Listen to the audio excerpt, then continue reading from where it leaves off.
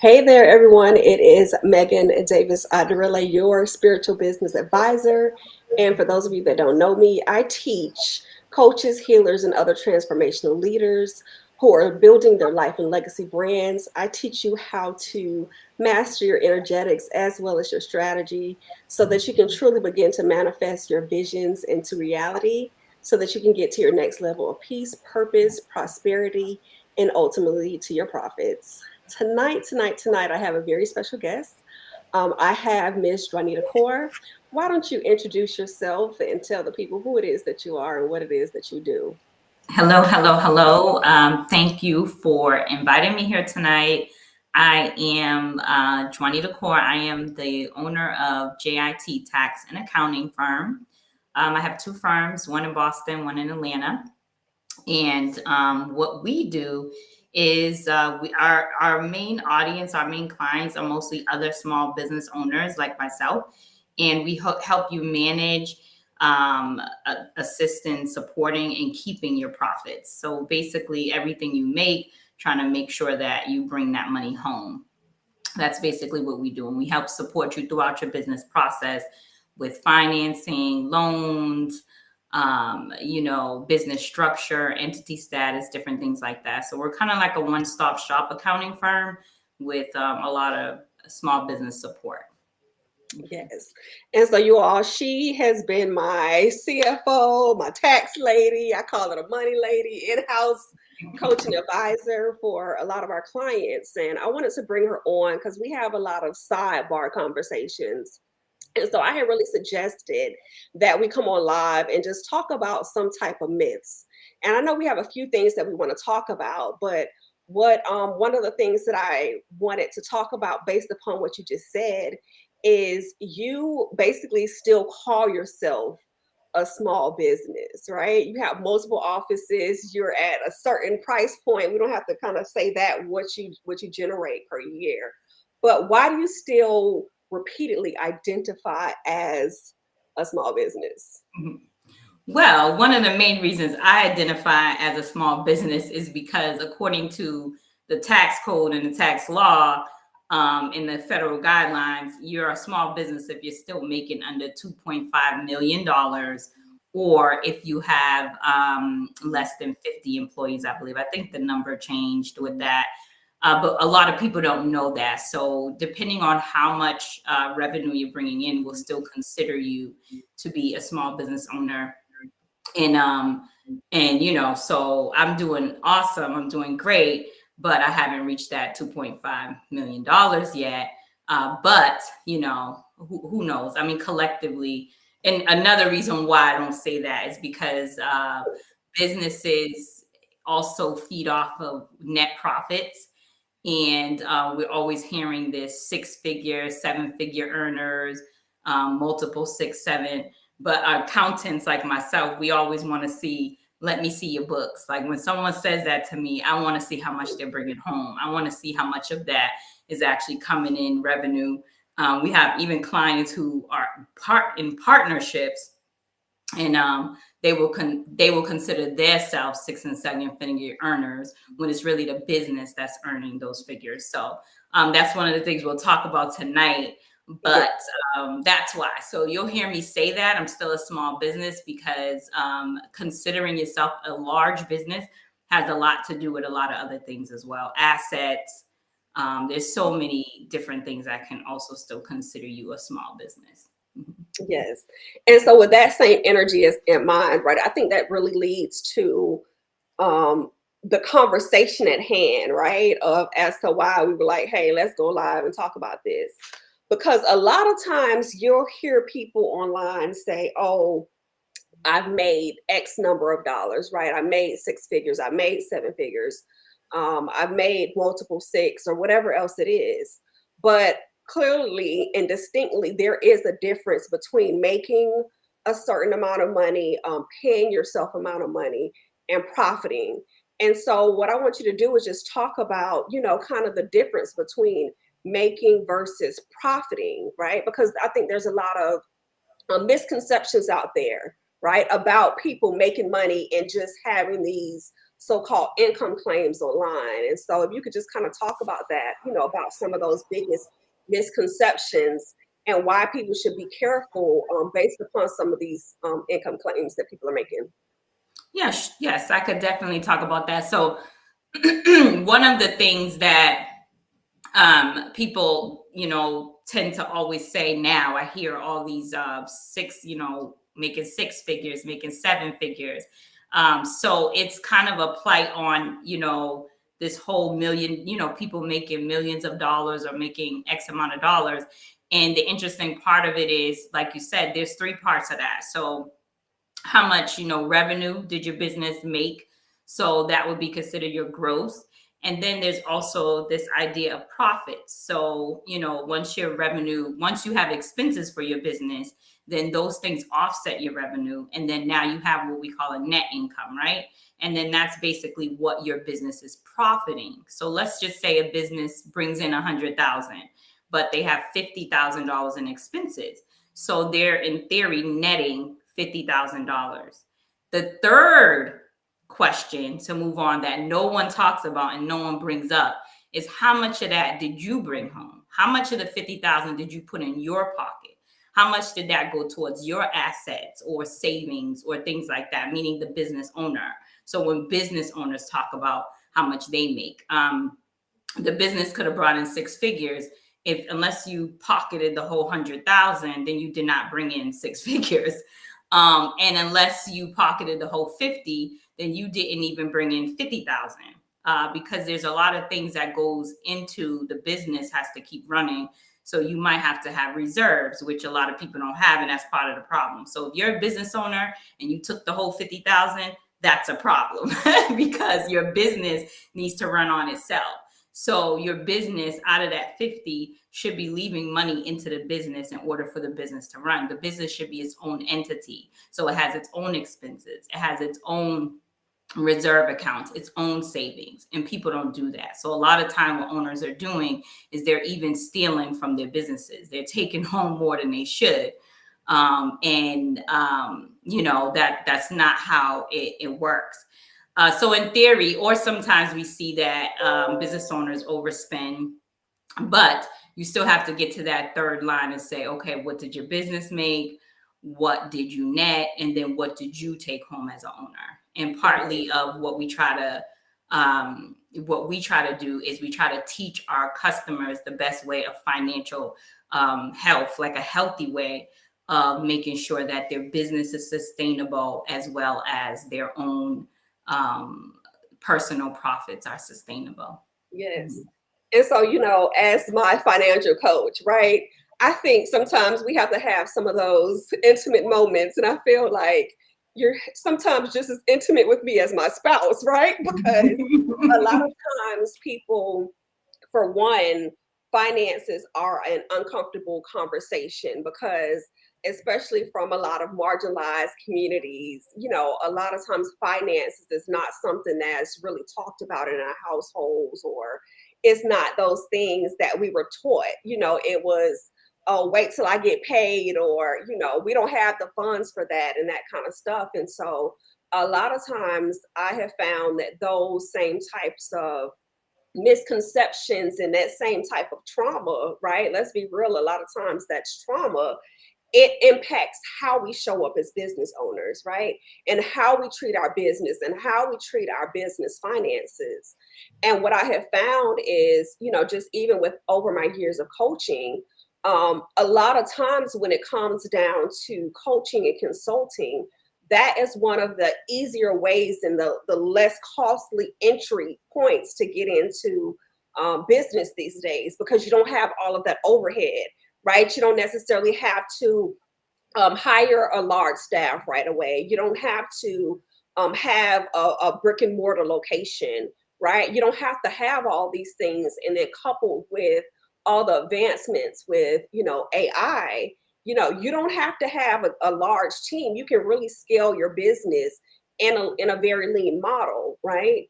And one of the models that I really teach is having that group coaching component. And so when you look at a lot of online businesses, you have the ability to be very profitable, right, in the business because you don't have all that traditional overhead as other businesses. And so, from a tax and accounting perspective, what would you say are some of the biggest ways to bridge the gaps between those people who maybe aren't looking at the type of revenue months that they want to have? They don't have that profit. What are some of those things that you think that that you would just tell someone who need more money, need to make more money? The first thing I would tell them, you brought it up earlier, is that we have a huge disadvantage. We have what's called, and I can't remember where I heard it from, but I remember when I heard it, I was like, wow, that's deep. We have a generational financial trauma, right? That we don't have great financial discipline. Like, we're not disciplined with our finances. We don't tend to know how to budget well and spend well. We don't tend to know how to make good decisions when it comes to money, understanding the value of assets, understanding the value of retirement, all of these things that, margins, things like that. So I think a lot of people get into business, but they don't really think about what I talked about this on another one of workshops, is they don't think about all the hats they have to wear. So they have to be the CEO, they have to be the CFO, they have to be all these things. So when people don't want to hire out, they don't want to hire someone like me, they don't want to hire someone like you, great coaches. They don't understand how that's going to actually affect their finances, because if you don't hire me, then you have to be the CFO. You have to put on that hat.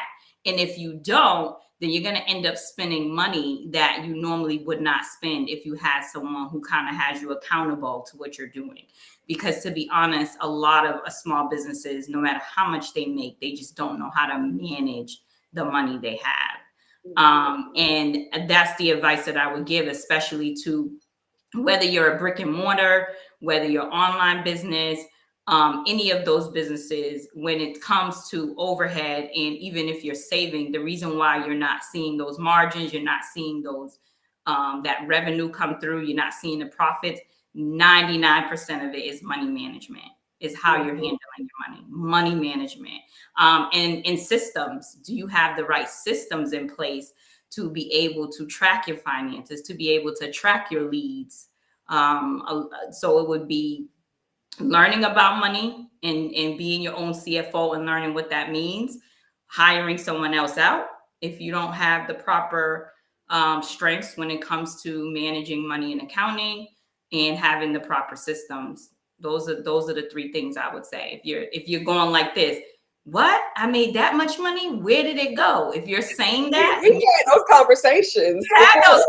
If you're a person on this live and you're accountant, or it's the end of the year and you looked and you made X amount of money and you're like, where did that money go? Then that means you're not being your own CFO, or you're not managing your money correctly, or you just don't have the correct systems in place. At any given time, I could pretty much tell you where my money is, where it went, and where it's going to go in the near future. Yeah. And I think that's important. Two things that you kind of recently brought up that I want to talk about is, one, some of the challenges, like the software and everything, and then also team building. So I guess my first question to you is, I know that you work with a lot of 7-figure entrepreneurs. And so what have you seen have been some of the biggest challenges that are out here right now as they're trying to scale to, or scale beyond 6 figures? And maybe how can they overcome some of these hurdles to achieve, that sustainable growth that they want? Well, like I said, one of the things that is probably going to be repetitive to me is going to be money management. I would, when people come into my office, I'm considering like the cleanup lady too, because I'm cleaning up a lot of damage that has already been done over the years. If it's they might haven't done their taxes for X amount of years, or they might have received letters from the IRS they never answered, they never responded to. So now they want to clean that up. A lot of times what happens is they want something. So they need to get a loan, or, they need to, do something, buy a car, a home. So these things is usually what sparks them to say, oh, I have to go call X, Y, and Z, someone to help me. And then what happens is now I'm cleaning it up so that they can be able to get a loan, buy a car, buy a home. And what happens is they need to be doing that throughout their time that they're in their business. So when you want to talk about revenue, when you want to talk about scaling, when you want to talk about any of those things, it still comes down to money management. If you don't know how much you need to break even, and you don't know how much you need to meet your goals, because you don't really know how much you're really making and bringing in, then how are you going to do that? I think a lot of people do the math in their head, and they're like, oh, okay, I brought in this month, so I know this is how much I have to spend.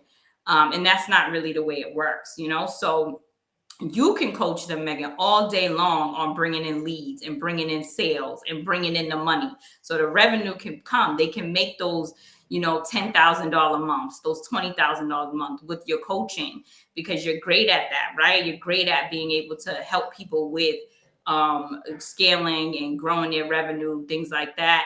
But if they don't manage it well, if they are not using the systems to keep up with it, then it really does. Then making 6-7 figures doesn't really matter. And that's what I try to explain to a lot of clients, is that before you can just talk about your sales, you also need to talk about how you're going to manage the growth. Some people, the growth comes and they just don't even know how to manage it. It's gone in seconds. That's one of the biggest things too, is dealing with a lot of clients. They go from trying to make money to multiplying money, right? But it's phases. And one of the methodologies that I teach is looking at first, how can you make money? Then how can you master money? Then how can you manage it? From there, how can you be a minister with your money? And then the highest level is, how can you mastermind with your money, right? Because it's levels. And sometimes people, they try to skip up all the way to the top, or skip different tiers. And so it's important that once you make it, you then multiply it before you can really begin to, you first have to make it, then you have to manage it before you can actually then multiply it. And that's the same thing too, when I look at certain people and they want to start going out and like running Facebook ads for their business, right? But they haven't tested it. They haven't tried to see that, that they're able to convert, clients and things of that nature. And so when you even look at something such as like Facebook ads, those type of things are just really beginning to amplify exactly what it is that you want to do. Which brings me to my next question, right? Because I think for a lot of people that are really looking at scaling and growing their businesses, hiring a team is something that they can either do too soon or not soon enough, right? And so if you can just talk to us, and I know we've had this conversation in the past, and you've made me hire some people to do different types of things, and I was like, are you sure? But sometimes there is growth with hiring, right? And what can you say to a person that's really looking to be able to scale and grow their business, who really needs that support? Exactly. So one of the things that one of the models that we do is that we find out. So I always say time is money, right? And what we do is we always find out what your time is worth. So one of the reasons why it's important to hire out is because you need to know how much your time is worth.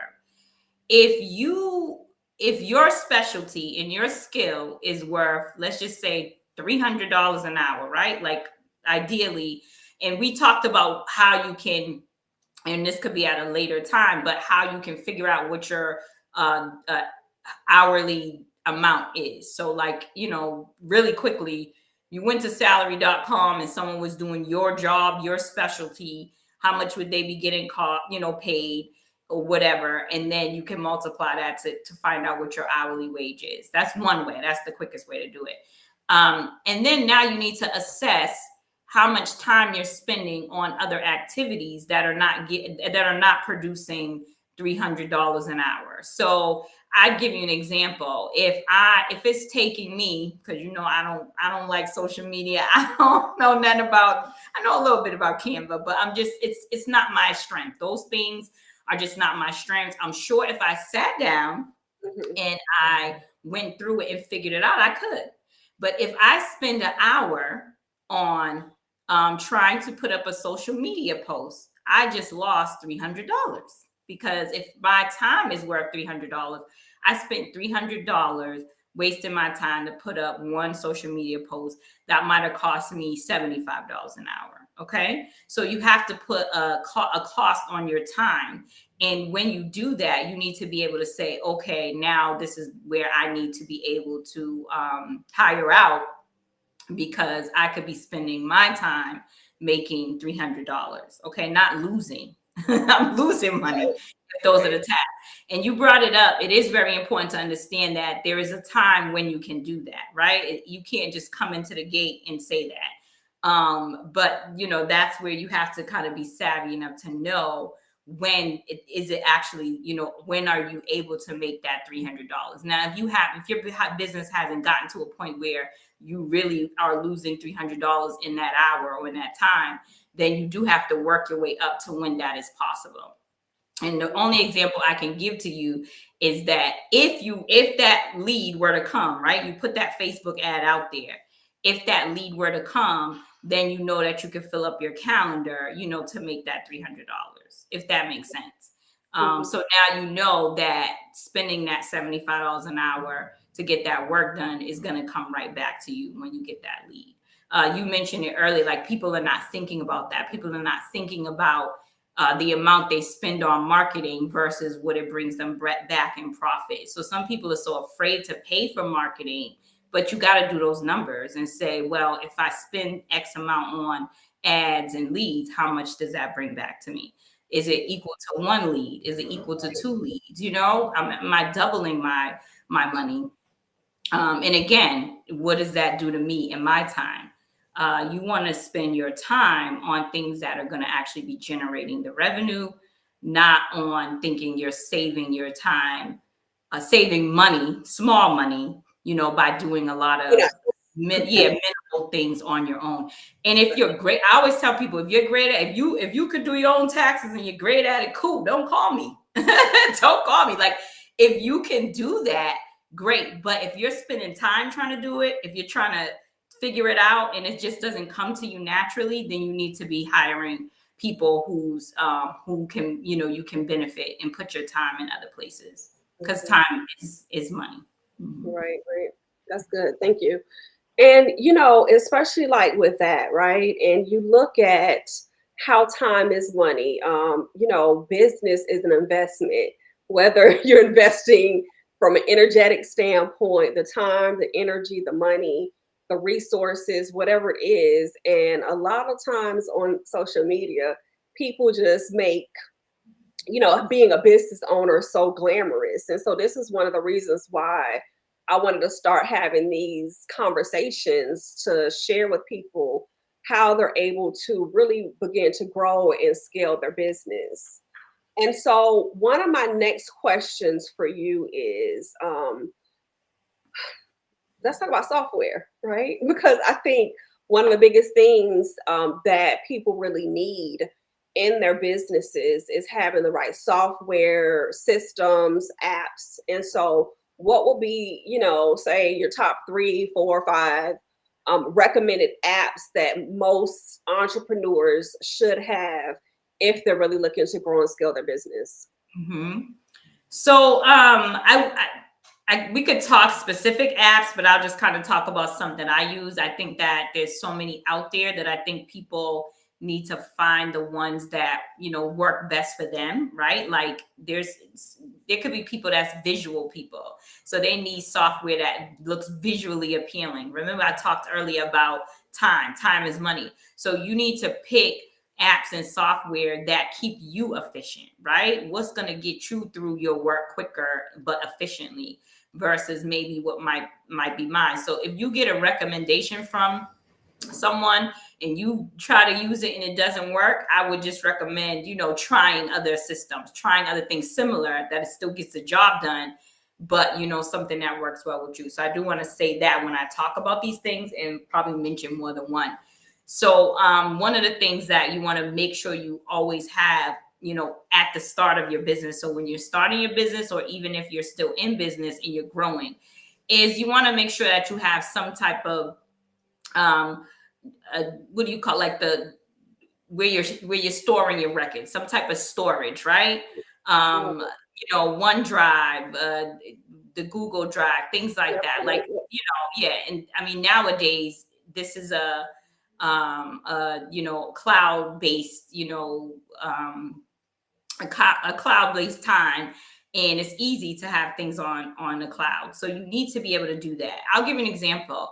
When someone comes to me and asks me to start their business and create an entity for them, I'll do that, and I'll send them all their paperwork, their EIN, their organization documents, the W-9. They get all that, and within a short period of time, they'll come back to me and say, "Hey, can you send me my EIN? Can you send me my W-9?" And I'll say, "Well, I sent it to you in a whole email. Like, you know, I sent you all of that." And they'll say they don't have it. They can't find it. That right there is going to be a problem, because you need to be able to have a system where you're storing all of your business documents, important, like, and this is like right at the beginning, I'm saying business documents, important documents,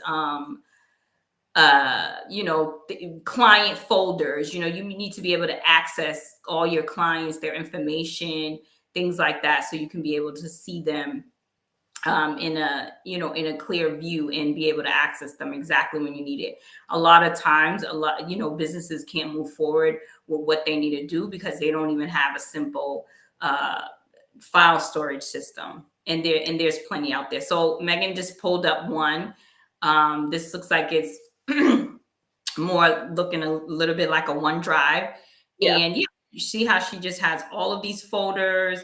I can't click in these folders because I don't know what y'all might see, but she got color coded. See, I'm not even all that deep. I don't even got my color coded, but she got color coded things here, guys, things like that. So this is like, and there's plenty of systems, but at the minimum, you need to have some type of storage, file storage for all of the things. And even on when you get to finances, it comes in handy. But all businesses should have some type of file storage and backup. So clouds go down, as we seen the other day. These systems go down. So all of your important business documents should also be backed up somewhere that maybe is not even on the cloud. I mean, I have my stuff backed up as well. So you should also do that, have some type of backup. Those are important documents as well, too. If something happens, you know, if you got to go to court, any of that, you're going to need it. So keep up with those document storage. Mm-hmm. And, you know, I think for that, before you go on to some of the other recommended software, the reason why I wanted to show everybody just kind of like the back end of it, because as you really begin to grow and scale your team, it's important that as you're organized, that's how your team is, because a lot of times our team is a direct reflection on how it is that we are and how it is that we're operating. And so just about 2 months ago, I had onboarded 2 new virtual assistants, right? And so I had people that are dedicated, you know, doing some of my social media, even though I've managed other people's social media and things like that in the past, right? But I have all of the documents, and then I'm basically just able to share with them with their company emails and give them access to certain folders. And you know, certain all the logos that they need, if there's certain apps that they need, if it's other things that I've downloaded. And so as you're looking to really begin to grow and scale, at that point, that's when you're beginning to really make some of your standard operating procedures, and you're looking to make all of these various things so that you can really begin to grow and scale your business.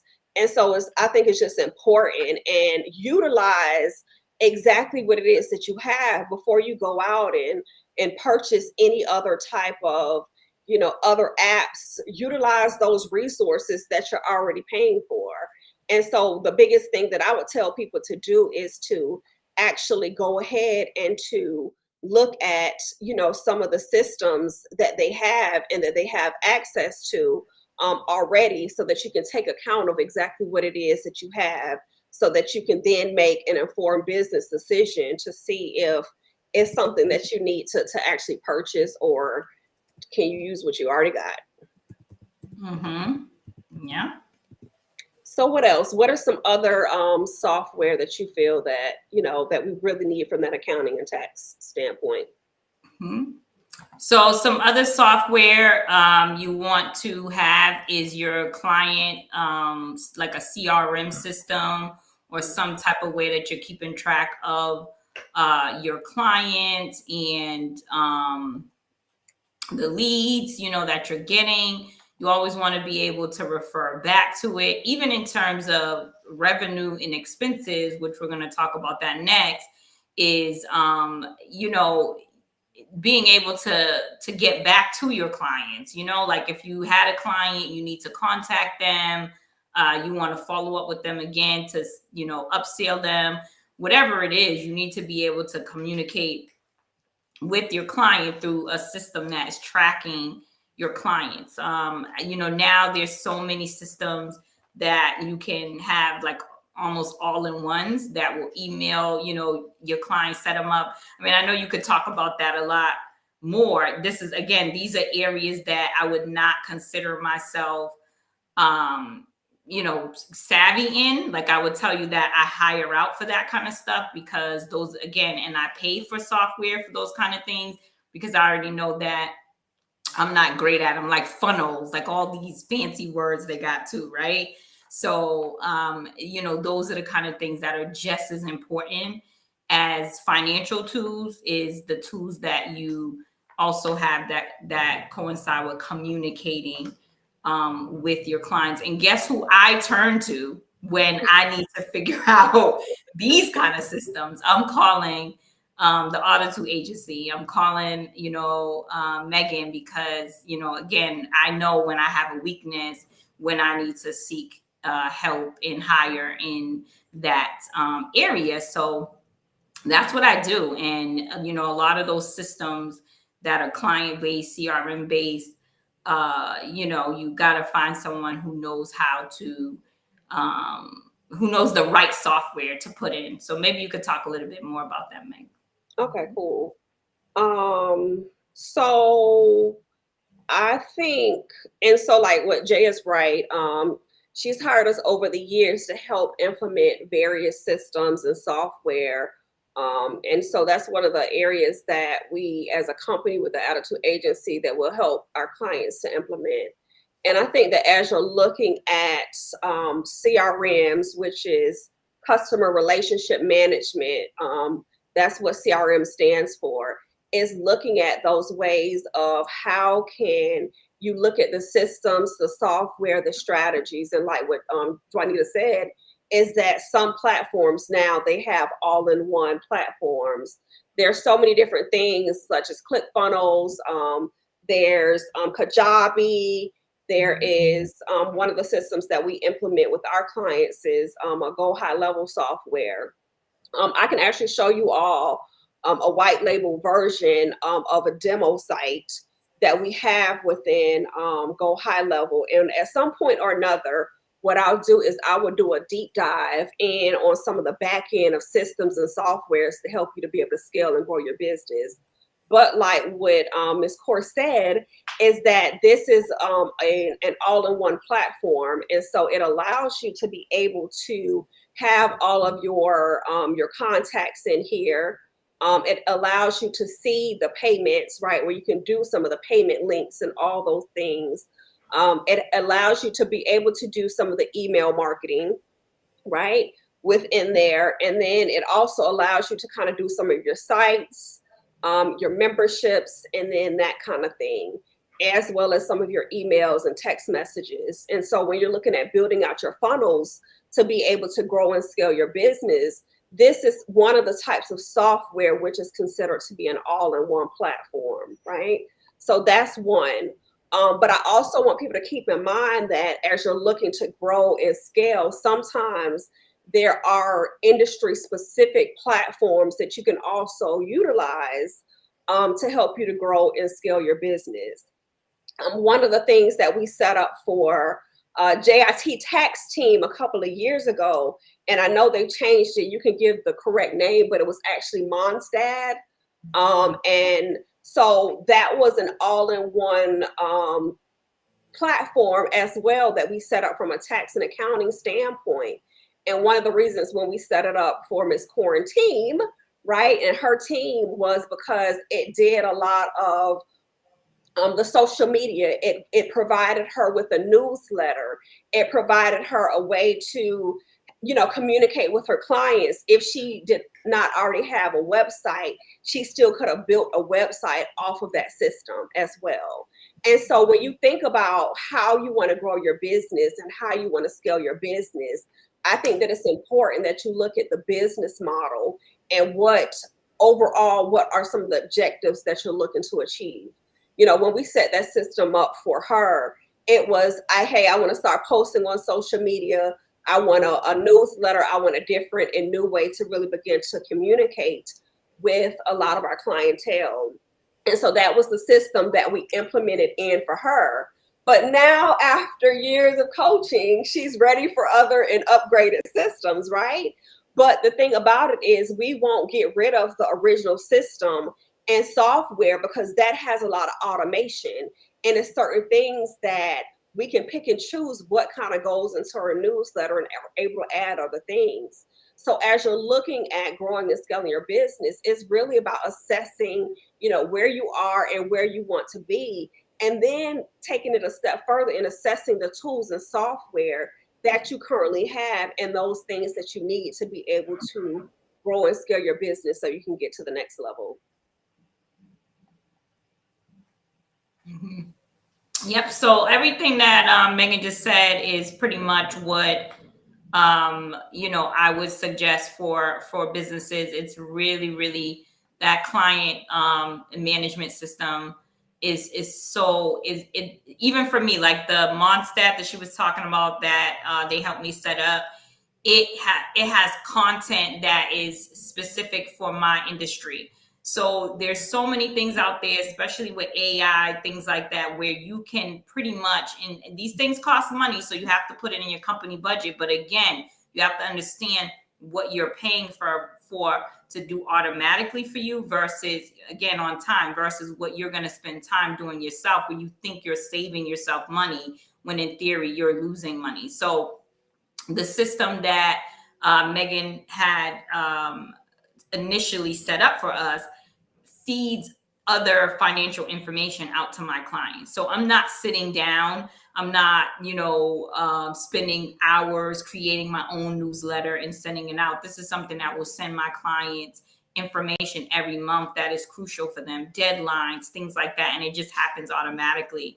Of course, there's some things that I personally like to put out and personally want my clients to know. So I will also, be able to go in and do things like that. But you need to look for industry specific tools that will basically be able to keep you in communication with your client. I'm sure we all have email. I'm sure you're flooded sometimes with emails from other companies who are just trying to keep you in the loop. So think about that for yourself. Why do we have all this junk mail? Why are people, spamming me every day, and that's why, because they understand the value it has to keep in communication with your clients on an ongoing basis.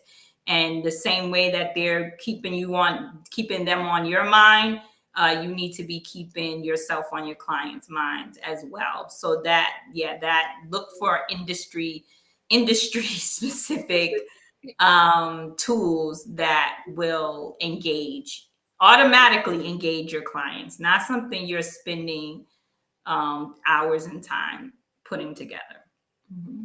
And so what other software or apps or systems would you say that you would recommend that every small business owner like must have on their phone as they're trying to just manage their day-to-day? So the last, group system, I would say, is always going to be something that's going to track your finances.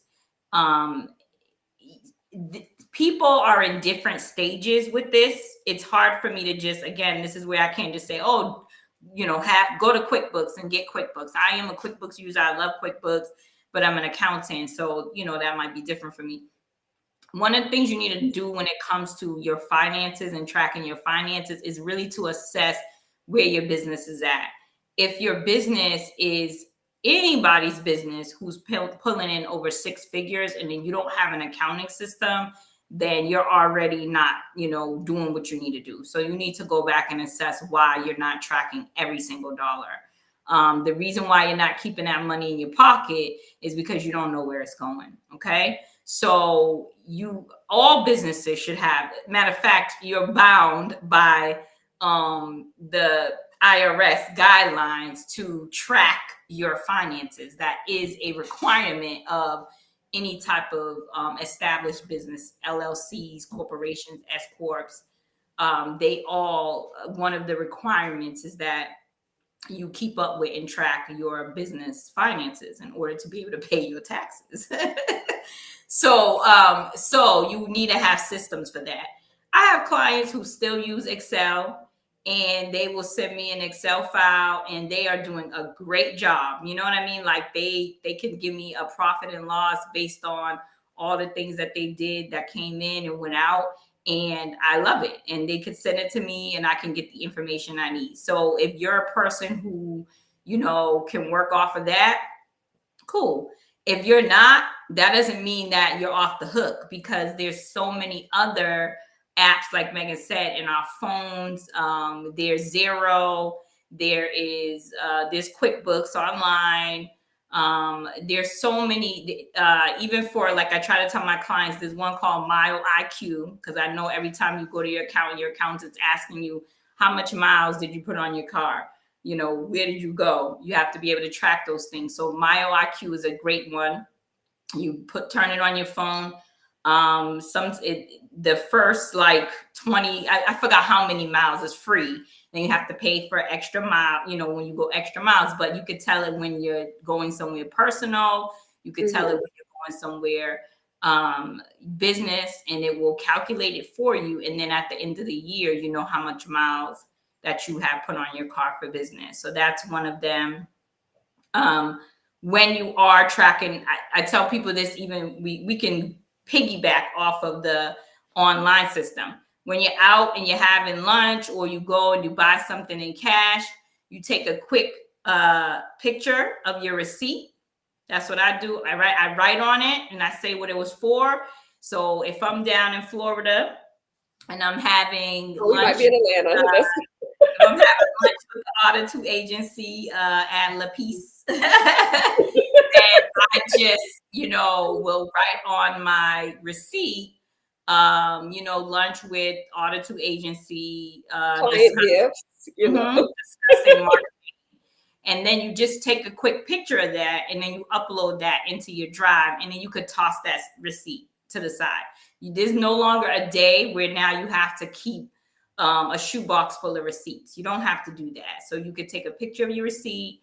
You could upload it into your drives. Keep them by, I would say, year. And then if you are using an accounting system like a QuickBooks, they allow you to actually attach that receipt to the transaction. So like when the bank draws down your, whatever it is through your bank, you can actually Yeah. attach that so that if you ever need to look back and see, what it was, how much you paid, whatever, you can be able to see that receipt.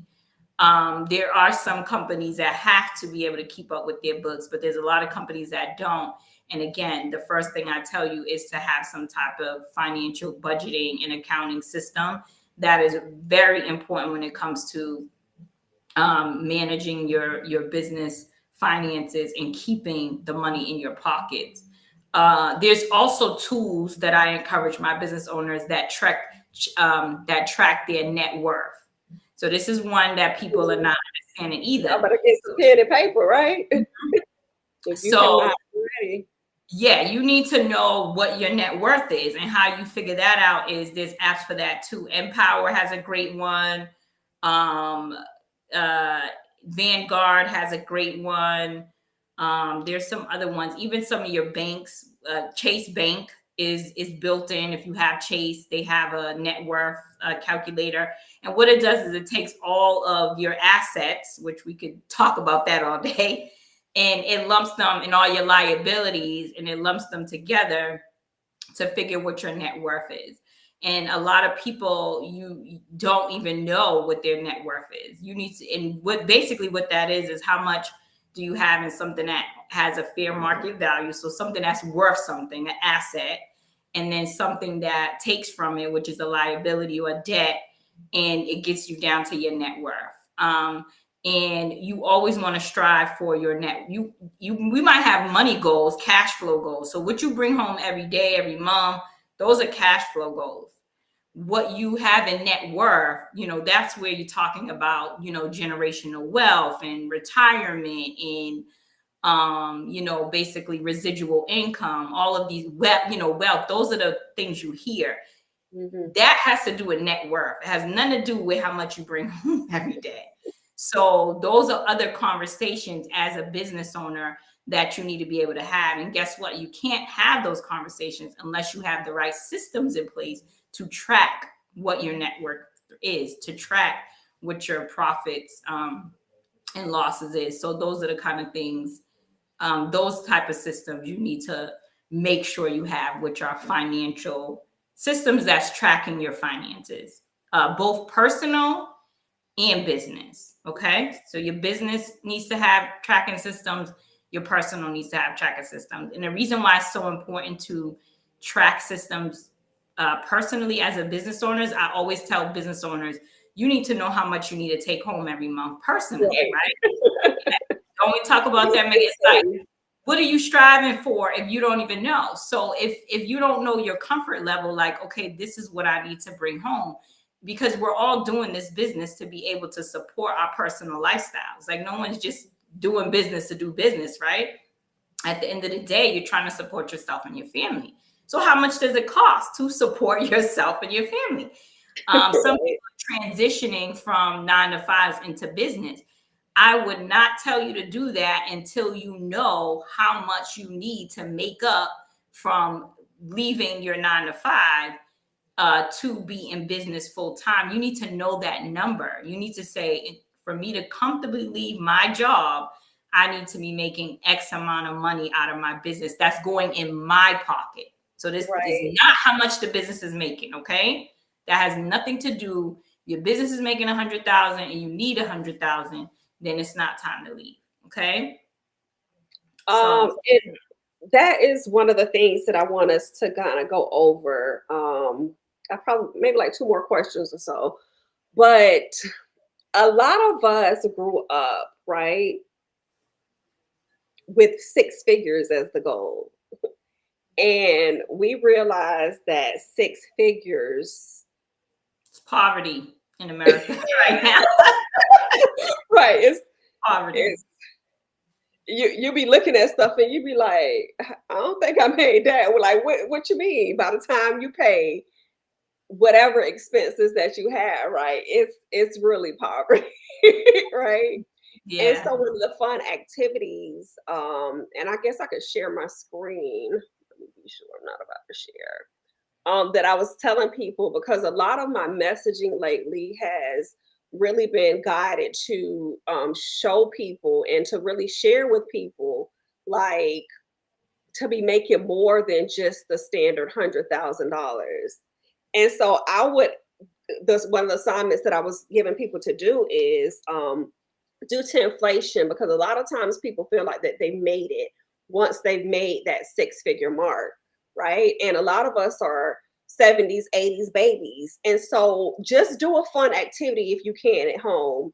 And what is how did I do that before? 100 a today worth, and let's just say whatever year you were born, right? And so when you look at these things,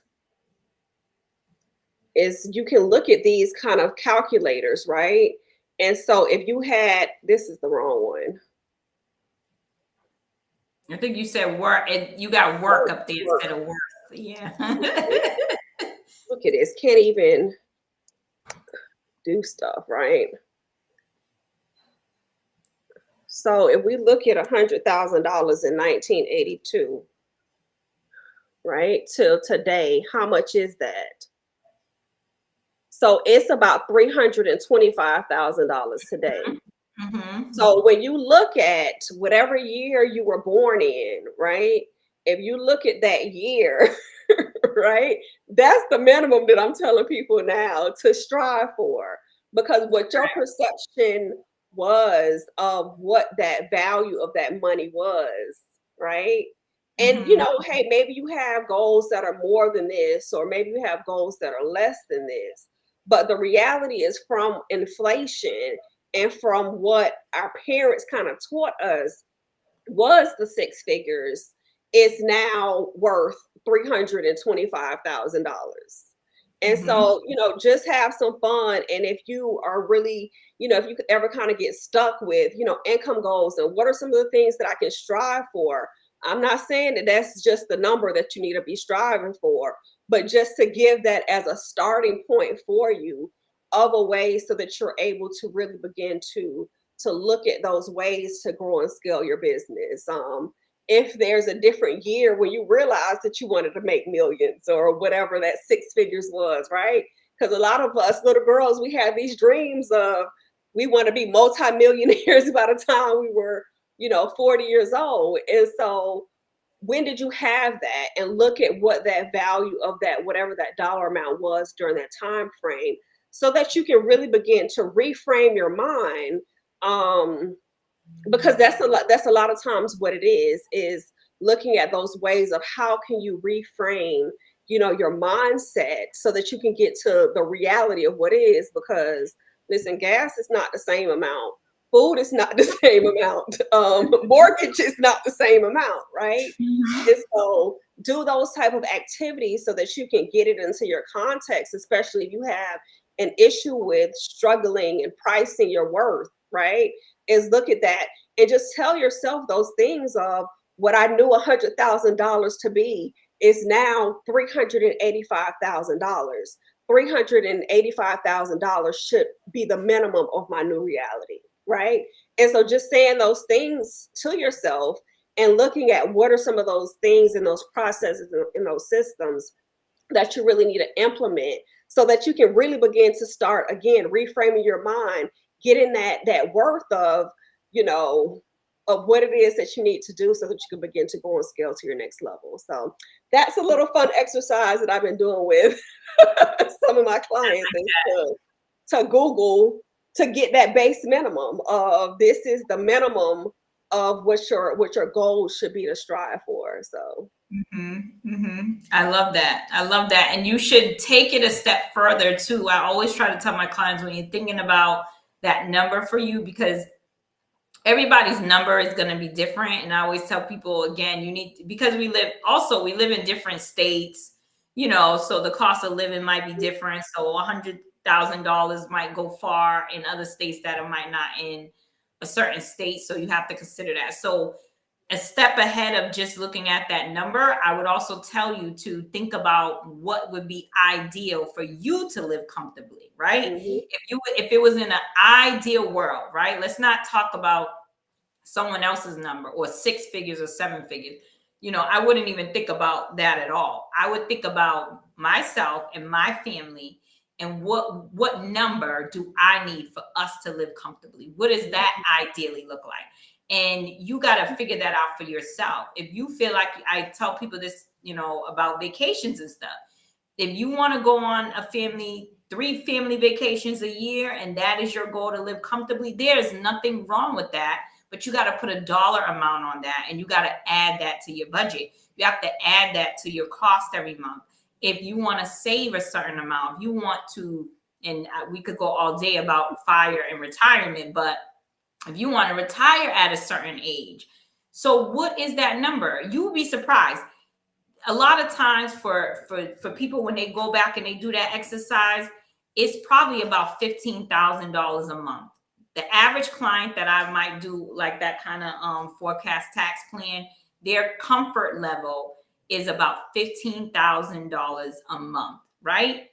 So if that's your ideal comfort level, how much do you need to make? You know what I mean? Like, how much do you need to be making to be able to live? And I'm just talking about comfortable. This is just for you to feel like you're at least breathing and being happy every year. Yep. And sometimes with that 15K, it's not even you hiring all the people that you need to hire. I remember when we did the exercise, I was like, and we didn't even get to that yet. So this is just you thinking about what you need personally. Right. And this is what people, so I'm glad you brought that up, because this is what people mess up. If your number is $15,000 a month that you need to pull from your business, then that doesn't mean your business can net 15. Your business needs to be netting triple that amount. 3 or 4 times, right? 3 or 4 times that amount, so that you can take that out of your business comfortably. Because, and that's what business owners, that is one of the worst things that business owners do, is they deplete their businesses of money to satisfy what they need personally. And then when the business needs to catch them, it can't, because there's nothing there. When the business has something happen like COVID, or, I'm down in Texas, we got these storms, things like this happen.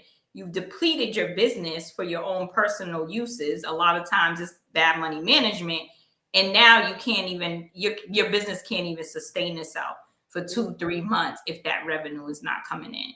So when you get that number, just remember that number has nothing to do with how much you bring in. So if you got a 6-figure number, it just like your example, if you got a 6-figure number as your personal number, then you need to be making 3 times that. So you should be if it's 100,000, you need to be making 300,000. Okay, your business should be bringing in 300,000 for you to be able to take home 100,000 comfortably. Yep. I always tell people like times 3 or times 4. You that same type of modeling as if you were pricing products, right? is having those goals. Yeah. And so I guess we probably need to come back at another point for a part 2, because I think we can go on and on and on. But I think my last question for you tonight is prioritization as a business owner in scaling and growing. A lot of us grew up in that area where we were told to go to school, get a good job. Now is these student loans, is building these businesses, is supporting teams, is having these mortgages, is having these property taxes and insurance, and talk about the credit card bills and whatever else, right? And so as you're looking at growing and scaling your business, and you have your personal expenses, you have your business expenses, I understand that financial forecasting, is also important, but can you kind of tell us the easiest ways to prioritize how we should be planning for us to be able to grow and scale our businesses? So how we prioritize, again, is by coming up with that number, and then working from the top down. I think that we always try to work from the bottom of what we have. And I know even Megan has helped me with this, but if you have faith, right? Faith is going to put you at the toppest level and say, you're expecting something great to happen, right? Like you ain't talking about the minimum. We're talking about great things. So that's the same way you have to think when it comes to money, is you have to think about it on a larger scale. For your businesses, your revenue, you have to think about what's ideal for you, ideal for your company. So you start there. One of my mentors, he always said, you have to start with your end game, right? Like start when you think about goals and mindset and priority, start with your end game. So then everything that you're doing to get to that point. You're not doing it to get through tomorrow. Okay. You don't wake up today just to get through tomorrow. That's not what you should be doing. You shouldn't make business decisions to get through tomorrow. Those decisions should be stepping stones or bricks to what that future thing is, to what that big picture item is. So when you think about prioritizing, that's what you should be doing. You should be telling yourself, is this decision today that I make, if I hire someone, how does it bring me closer to that ideal goal? If I'm going to spend money on this, how does it take me to that ideal goal? And you have to really be honest with yourself, because if it does not add value, if it does not allow you to grow in the way you need to grow, then you need to say no. You need to or let it go. Some of us try to hold on to things, and let it go. Yeah, I do that's one of my things, right? Because I'm not perfect. I hold on to things. I hold on to people sometimes, and sometimes, yeah, you have to be able to let it go, because maybe those people or those things are not getting you to that higher goal. They could be keeping you where you're at.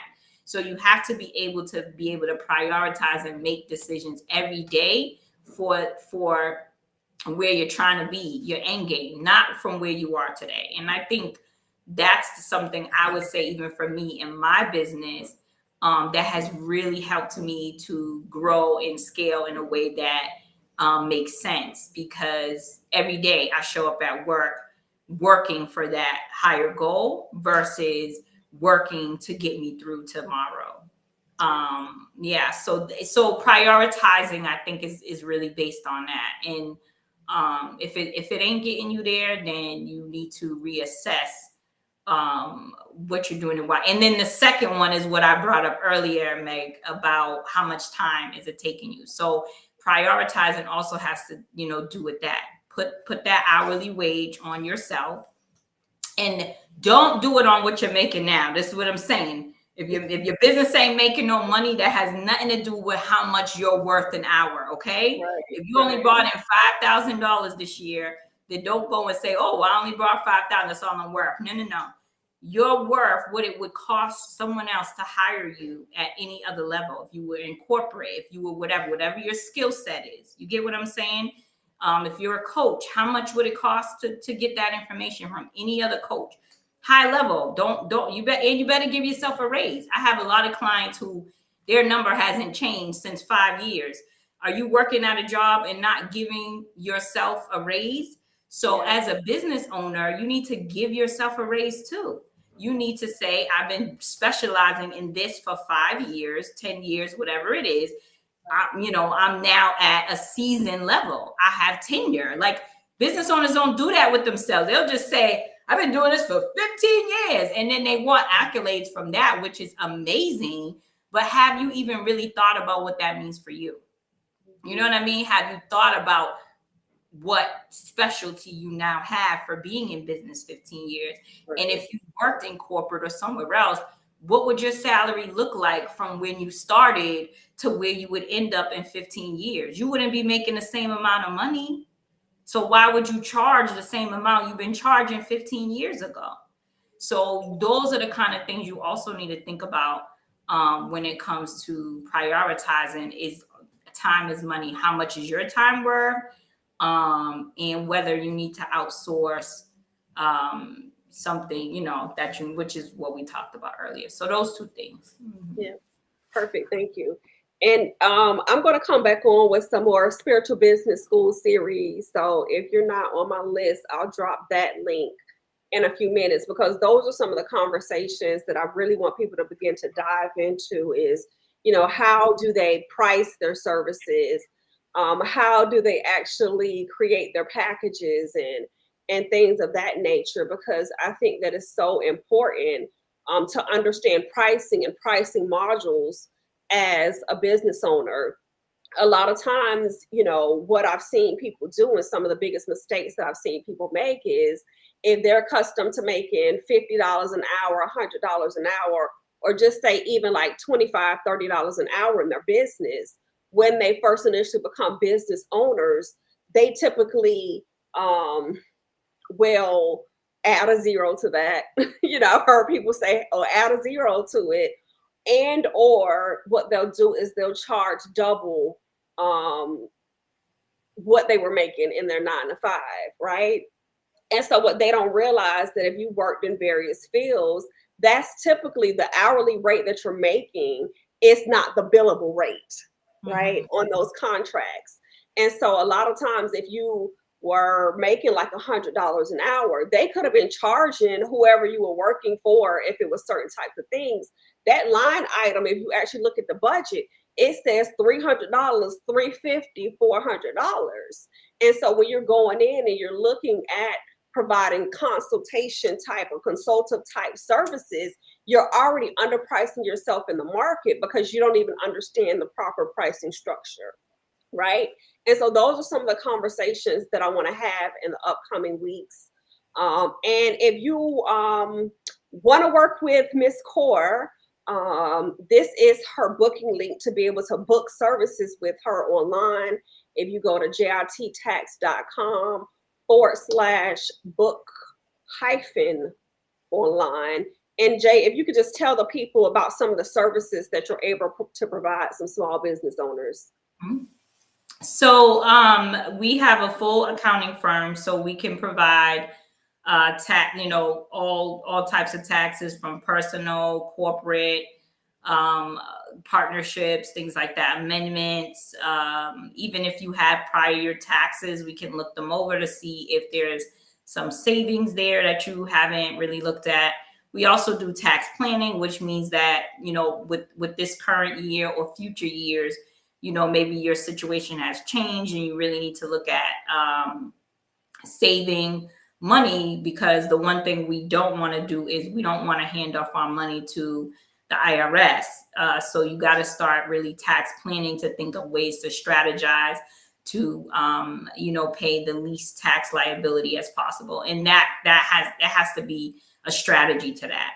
And there's everyone else in this world, especially people who make millions of dollars, who take more home in their pocket than a lot of middle income earners, because they know how to strategize. Okay. So we do tax planning and strategy. And then we also do small business startup. So if you're looking to just start a business and you don't know where to start, then we can also help with that in terms of like setting up all your state paperwork, entity status, things like that. And then for those who already have businesses, then we also can, you know, talk about whether your entity status is the best status for you. And also, you know, being able to set you up with those systems I talked about, financial systems, budgeting, tracking your money, you know, any type of things you have to do with business finance and accounting, payroll, all of those things we also offer in our firm. And then we also, the last thing we do is we also help with documentation that you might need for loans, you know, mortgage. A lot of our small business owners, you know, need help when it comes to time to purchase a home, things like that. So we also will help you as well through that process if you need it. Love it, love it, love it. And again, my name is Megan Davis Aderele. If you are interested in learning about some of the things that I do, I host a bi-weekly workshop called Systems That Scale. So if you go to meganadarile.com/systems workshop, even if you have recently attended the systems workshop, I've actually made some additional changes to it. So come in and join us. But like I said, that is my bi-weekly workshop. And that's a way for you to also to get on to my email list so that you know anytime that I go live and the next series that we will be having. So again, if you just go to meganadarile.com/systems workshop. And Ms. Core, do you have any additional closing remarks before we head out for the evening? And just thank you. Thanks for allowing me on this platform. Thanks for all your help in, making my business what it is today in terms of scaling, connecting my spirituality to what I do every day. It's always amazing, whatever Megan tells me to do, I'll do. I think it's vice versa, right? I'm like, okay, fine, I'll do it.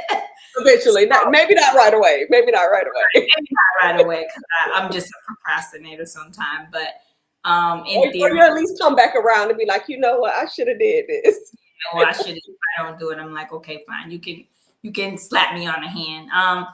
Well, speaking of that, what I would say is everyone needs the support of people in the business industry to support each other. So B2B it always has been important to me, which is business to business, and me supporting other business and other businesses supporting me.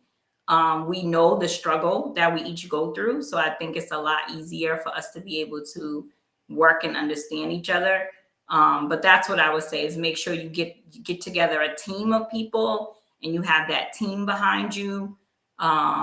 And that, you're keeping yourself in the loop with all things business so that, you can really take advantage of benefits of being a business owner. Yeah. I love it, love it, love it. Yes.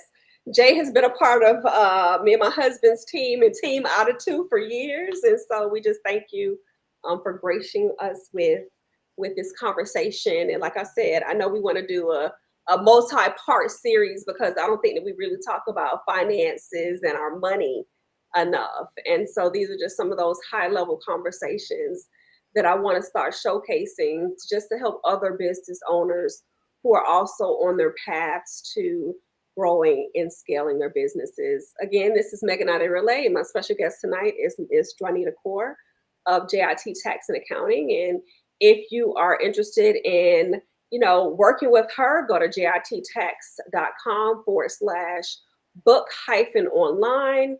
And if you're interested in my next upcoming workshop, just go to meganaderele.com/systems with an S workshop. And it will always also be linked inside of tonight's show notes. Love and light to you all.